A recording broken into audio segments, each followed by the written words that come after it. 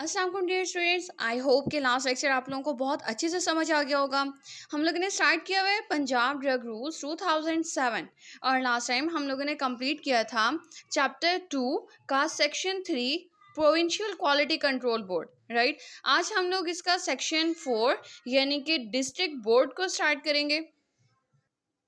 यानी कि Punjab drug rules 2007 में चैप्टर 2 जिसके अंदर हम लोगों ने प्रोविंशियल बोर्ड पढ़ चुके हैं। आज हम लोग पढ़ेंगे डिस्ट्रिक्ट बोर्ड और इसके बाद फिर हम लोग पढ़ेंगे प्रोसीजर फॉर द बोर्ड्स। ठीक है, लेकिन इन शॉर्ट नोट्स को हम लोग एंड पे पढ़ेंगे, पहले हम लोग इसको बुक से पढ़ते हैं।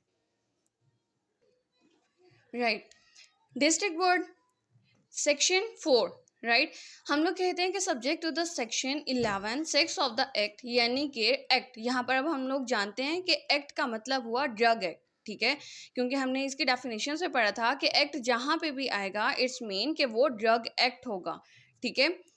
हम लोग कहते हैं कि ड्रग एक्ट के अकॉर्डिंग जो सेक्शन 11 है जो कि PQCB है, ठीक है,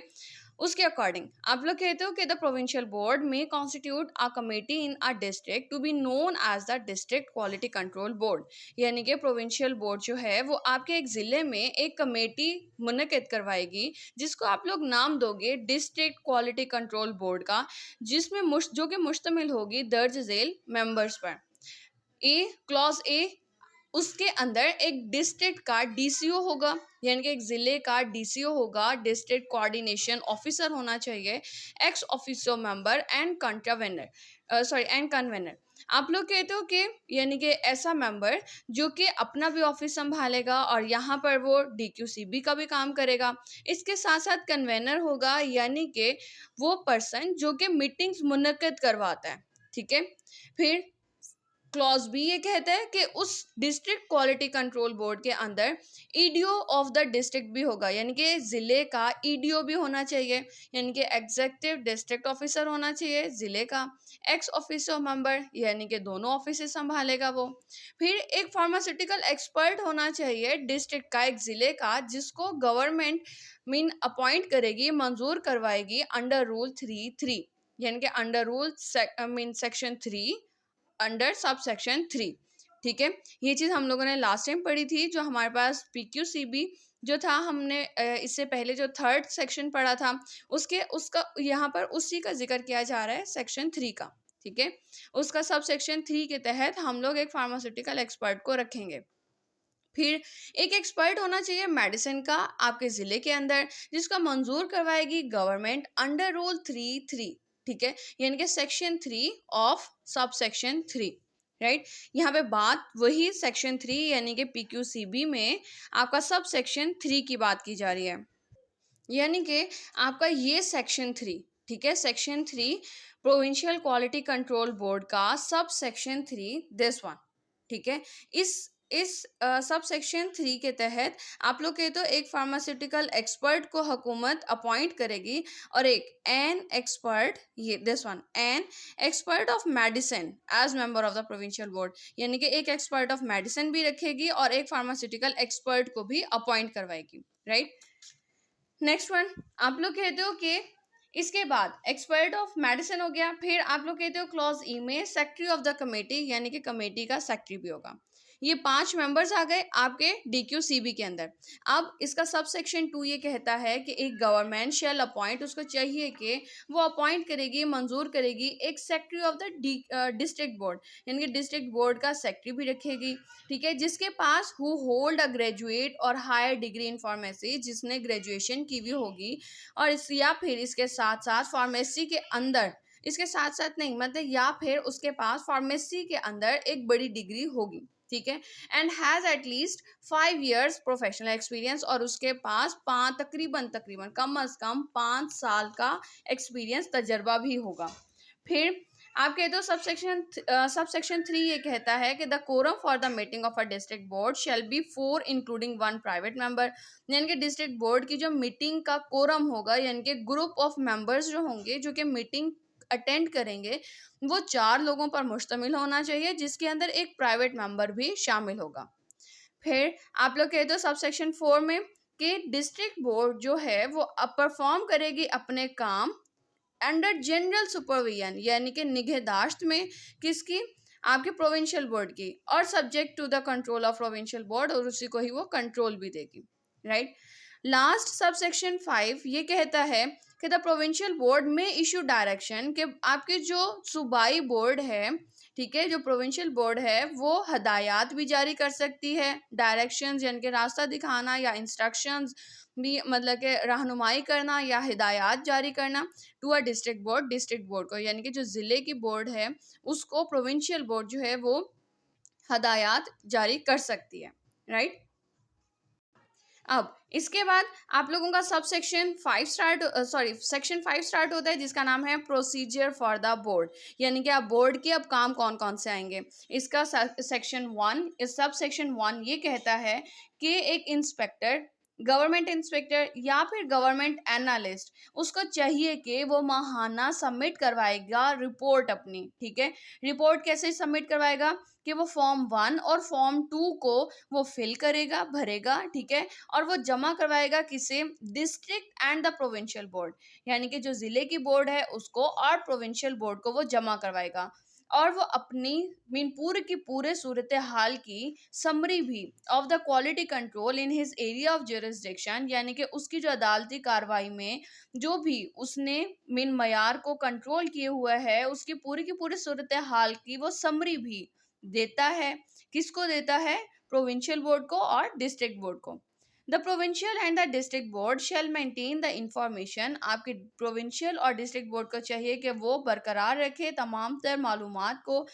किस लिए कि in order to monitor the quality of all the drugs sold, कि जितनी भी अद्वियात बेची जा रही हैं उनके मयार को मॉनिटर करने के लिए और उसको गो थ्रू करने के लिए उनकी परफॉर्मेंस को, ठीक है, यानी कि उसकी जो भी उसकी कारकर्दगी है उसको उसको देखने के लिए, उसके ऊपर नज़रसानी करने के लिए, किसकी, जो मैन्युफैक्चरर्स हैं या सेलर्स हैं, यानी कि बनाने वाले, उनकी ड्रग्स की क्वालिटी को, या फिर जो बेचने वाले हैं उनकी अद्वियात के मयार को देखने के लिए आपकी जो प्रोविंशियल बोर्ड है और जो डिस्ट्रिक्ट बोर्ड है उसको चाहिए कि वो तमाम तर उन इंफॉर्मेशन को मेंटेन करके रखेगी, बरकरार रखेगी, राइट। फिर आप लोग कहते हो सब सेक्शन 2 ये कहता है कि जो प्रोविंशियल बोर्ड है और जो डिस्ट्रिक्ट बोर्ड है उनको चाहिए कि माहाना, यानी कि वंस इन अ मंथ, यानी कि मंथ में एक दफ़ा मीट मिलेगी, ठीक है, यानी कि मीटिंग रखती है ताकि वो गो थ्रू कर सके या नज़रसानी कर सके, रिव्यू कर सके situation of the quality control of the drugs on the whole, यानी कि पूरी की पूरी जितनी भी ड्रग्स हैं उनके मयार को कंट्रोल करने के लिए जो जो भी सूरत हाल है उसको देख सके, जिसमें शामिल हो सकते हैं कौन से, consideration of any specific point arising during the period on the working of various farms, यानी कि कोई भी अगर कोई पॉइंट अगर खड़ा हुआ हुआ है, लाइक आप लोग कहते हो कोई सवाल खड़ा हुआ हुआ है तो उसके ऊपर वो गो थ्रू करेगी या फिर वो देखेगी, उसके ऊपर लाइक बहस मुबाहिसा करती है, या फिर और फिर तमाम तर काम जो कि फॉर्म्स में किए जा रहे हैं, या फिर ड्रग टेस्टिंग लेबॉर्ट्रीज में कोई मसले हैं या इश्यूज हैं, या फिर इंस्पेक्टर्स के, ठीक है, उनके कामों के ऊपर वो उनके कामों को रिव्यू करती है। फिर सब सेक्शन 3 ये कहता है कि द प्रोविंशियल बोर्ड और द डिस्ट्रिक्ट बोर्ड, आपके प्रोविंशियल बोर्ड और डिस्ट्रिक्ट बोर्ड को चाहिए कि वो जांच पड़ताल करे उन केसेस की जो कि उनको रेफर किए गए हैं इंस्पेक्टर की तरफ से, यानी कि इंस्पेक्टर ने जो फॉर्म भर कर, ठीक है, प्रोविंशियल और डिस्ट्रिक्ट बोर्ड को जो आगे जारी कर दिया था, आगे भेज दिया था। अब इन बोर्ड्स को चाहिए कि वो इनके केसेस के ऊपर नज़रसानी करे और उन्हें चाहिए कि अगर तो कोई एक्शन बनता है is propose to be taken against a person, यानी कि किसी भी इंसान के खिलाफ अगर तो कोई एक्शन बनता है अंडर द एक्ट और द रूल्स, यानी कि कानून के मुताबिक, तो उनको चाहिए कि वो इशू कर देंगे शो कॉज नोटिस उस इंसान को, ठीक है, यानी कि उस पर्सन को जिसके खिलाफ जो है इंस्पेक्टर ने केस आगे भेजा था उस इंसान के खिलाफ ये क्या करेगा, शो कॉज नोटिस जो है वो जारी कर देंगे उस इंसान के खिलाफ, and provide him an opportunity, और उसको ये सहूलत भी देते हैं कि वो हायरिंग करे for hearing about taking the action about the prosecution of the person, यानी कि आप फिर लाइक ये जो प्रोविंशियल बोर्ड है, डिस्ट्रिक्ट बोर्ड है, ये शो कॉज नोटिस भी देता है और इसके साथ साथ वो उस इंसान को एक अपॉर्चुनिटी देगा कि वो आकर अगर अपनी सफाई में कुछ कहना चाहता है, ठीक है, या फिर अपनी सफाई में कुछ मीन एविडेंसेस देना चाहता है तो उसकी भी मोहलत दी जाती है बिफोर टेकिंग द एक्शन, यानी कि इससे पहले कि कोई ये जो बोर्ड है वो कोई एक्शन ले, इससे पहले कि आप कोई एक्शन ले, ये उस इंसान को शो कॉज नोटिस देते हैं और उसको ये सहूलत देते हैं कि वो अपनी सफाई में कुछ भी बयान कर सकता है, ठीक है। और इसके साथ साथ वो क्या कर सकते हैं, रिकमेंडिंग सस्पेंशन, यानी कि उसके लाइसेंस को सस्पेंड भी कर सकते हैं, मुअत्तल कर सकते हैं या कैंसिल कर सकते हैं of his licence to the licensing authority, right. यानी कि उसको सस्पेंड भी कर सकते हैं उसके लाइसेंस को, या फिर उसके लाइसेंस को कैंसिल भी कर सकते हैं। फिर इसका सब सेक्शन 4 क्या कहते हैं, इसका सब सेक्शन 4 ये कहता है कि before referring a case to a drug court, यानी कि आप लोग ड्रग कोर्ट पहुंचाने से पहले, इस केस को ड्रग कोर्ट तक पहुंचाने से पहले जो प्रोविंशियल बोर्ड है और जो डिस्ट्रिक्ट बोर्ड है shall ascertain the name of the director, partner and employ of the company, यानी कि असर्टेन यानी कि एश्योर कर लेना या फिर यकीनी बना लेना, यानी कि मालूम करती है, क्या मालूम करती है, name of the director, director का नाम, पार्टनर का नाम, या फिर उधर काम करने वाले एम्प्लॉयज जो हैं उनका नाम, ऑफ द कंपनी, किसी भी कंपनी, उस कंपनी का जिसके खिलाफ वो केस इशू हुआ है, ठीक है। और या फिर कॉरपोरेशन, उस तंजीम का, फर्म का, और इंस्टीट्यूशन, उस इदारे का, या फिर who is institution who is prima face responsible for the commission of the offence, यानी कि जो कि जिम्मेदार है किसका, ऑफेंस का, यानी कि उस जुर्म को आयद करने वाला जो जिम्मेदार इंसान होगा वो, अंडर द एक्ट और the rules and may allow an inspector, और वो इसके साथ साथ इजाज़त देती है आपके इंस्पेक्टर को कि वो institute prosecution against such person, यानी कि उस इंसान के खिलाफ जो है वो अदालती कार्रवाई या फिर उसके खिलाफ जो है वो एक्शन ले, राइट। फिर इसके बाद आप लोग कहते हो सब सेक्शन 5 में कि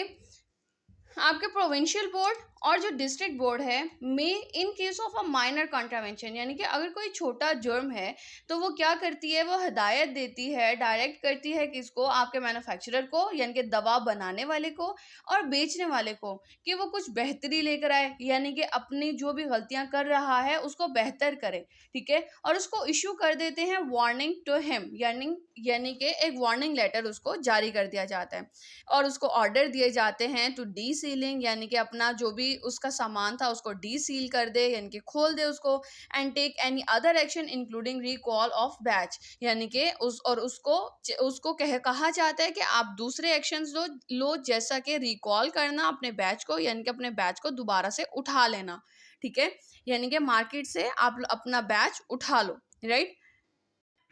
और लास्ट में सब सेक्शन 6 ये कहता है कि द प्रोविंशियल बोर्ड और डिस्ट्रिक्ट बोर्ड जो है वो एक इंसान को फॉरवर्ड कर सकती है कम अज़ कम 3 माह के लिए, यानी कि जिसका दौरानिया 3 माह से ज़्यादा ना हो, इतने दौराने के लिए वो एक इंसान को फॉरवर्ड कर सकती है कि वो कब किस जुर्म में, कि अगर तो वो इंसान रिमूव कर देता है या डिस्पोजिंग ऑफ अ ड्रग, यानी कि उस ड्रग को जिसको आप लोग शवाहिद के तौर पर इस्तेमाल कर सकते थे, उस ड्रग को उसने उस जगह से हटा दिया या फिर उसको ज़ाया कर दिया, या फिर उस आर्टिकल को जिसको आप लोग एविडेंस के तौर पर इस्तेमाल कर सकते थे उस जुर्म के खिलाफ, ठीक है, जो इस अंडर द एक्ट और द रूल्स, इस एक्ट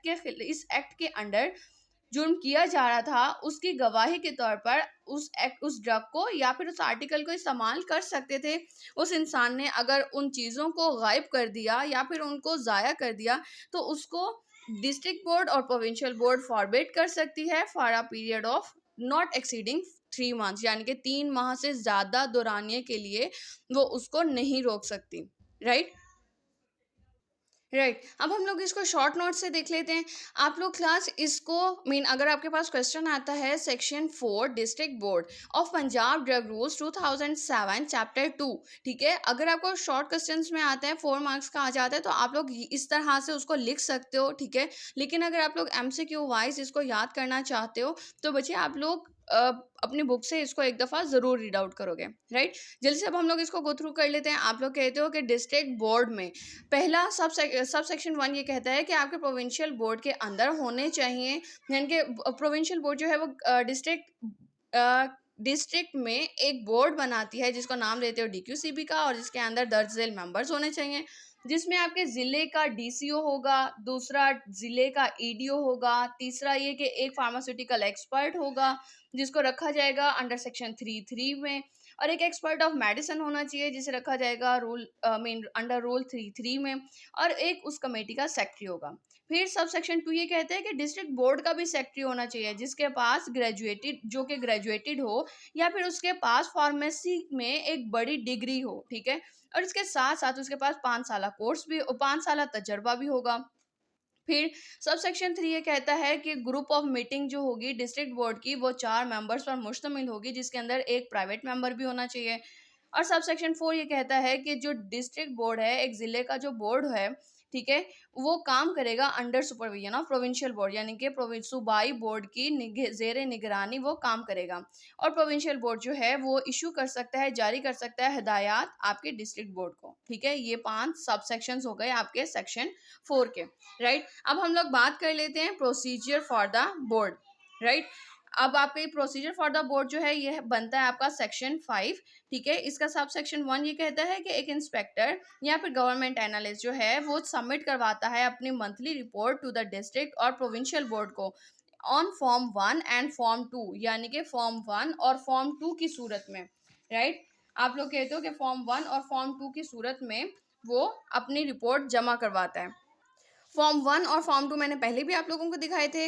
वो कुछ इस तरह के होते हैं, लाइक फॉर्म 1 जो है वो इंस्पेक्टर के लिए होगा, उसके अंदर वो समरी देता है इंस्पेक्शन की और सारी डिटेल्स देता है। और फॉर्म 2 जो है वो ड्रग टेस्टिंग लेबॉर्ट्री के पास जाता है, यानी कि आपका गवर्नमेंट एनालिस्ट उसको फिल करेगा और ये चीज़ें फिल करने के बाद वो आगे प्रोविंशियल बोर्ड तक पहुँचाते हैं, ठीक है। आप कहते हो अब ये जो डिस्ट्रिक्ट और प्रोविंशियल बोर्ड है उसको चाहिए कि वो मेंटेन करके रखे उस रिकॉर्ड को। सब सेक्शन 2 ये कहता है कि प्रोविंशियल बोर्ड और डिस्ट्रिक्ट बोर्ड जो है वो महीने में एक दफ़ा ज़रूर मिलेंगे ताकि वो तमाम तर सूरत हाल को देख सकें। और अगर तो कोई सवाल खड़ा हुआ है, लाइक उसकी आपकी ड्रग की क्वालिटी के बारे में, ठीक है, like in testing drug testing laboratory में या किसी इदारे में या फिर किसी फर्म में, इंडस्ट्री में, तो उसको वो देखेंगे। सब सेक्शन 3 ये कहता है कि प्रोविंशियल और जो डिस्ट्रिक्ट बोर्ड है उसको चाहिए कि एग्जामिन करे केस, यानी कि वो केसेस जो कि उसको रेफर किए गए थे इंस्पेक्टर ने, यानी कि इंस्पेक्टर ने अपना फॉर्म फिल करके और आगे रेफर कर दिया कि अब आप लोग इसके ऊपर काम करें, तो प्रोविंशियल और डिस्ट्रिक्ट बोर्ड को चाहिए कि उसके ऊपर मजीद कार्रवाई करें,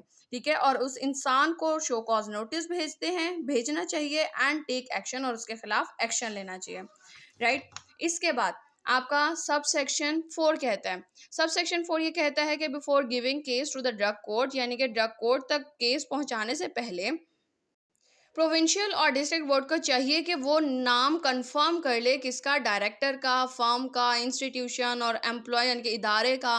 और वहाँ का जो डायरेक्टर था उसका, या फिर वहाँ पे काम करने वाले या दूसरे लोग। और अलाउ करते हैं इंस्पेक्टर को कि वो इंस्टीट्यूट करे प्रोसिक्यूशन, यानी कि मजीद कार्रवाई करे किसके खिलाफ, उस इंसान के खिलाफ। सब सेक्शन 5 ये कहता है कि प्रोविंशियल और डिस्ट्रिक्ट बोर्ड जो है वो मे ऑल्सो डायरेक्ट मैन्युफैक्चरर और सेलर फॉर द इम्प्रूवमेंट, यानी कि ऑन माइनर कंट्रावेंशन यानी कि छोटे मोटे अगर वो जुर्म कर रहा है तो उसको वो वार्निंग लेटर जारी कर देते हैं कि आप अपनी कारकर्दगी को बेहतर बनाएं, ठीक है। और इसके अलावा वो फिर अगर वो नहीं बेहतर बनाएगा तो ये कैंसिल कर सकते हैं उसका लाइसेंस, या फिर उसको उसको सस्पेंड कर देंगे, राइट। और लास्ट में आप कहते हो कि प्रोविंशियल बोर्ड और जो डिस्ट्रिक्ट बोर्ड है वो फॉरबिड कर सकता है एक इंसान को, यानी कि रोक सकता है एक इंसान को जिसका दौरानिया है, यानी कि अपना काम करने से रोक सकता है, फॉरवर्ड कर सकता है वो जिसका दौरानिया 3 माह से ज़्यादा नहीं होगा। कब? जब वो इंसान जो है वो किसी आर्टिकल को, ड्रग को जो है वो गायब कर देता है, या फिर वो जिसको आप लोग इस्तेमाल कर सकते थे एविडेंस के तौर पर। आज का लेक्चर यहीं तक का ही। आई होप कि आप लोगों को समझ में आया होगा। अगर अच्छा लगा है देन लाइक दिस वीडियो। अल्लाह हाफ़िज़।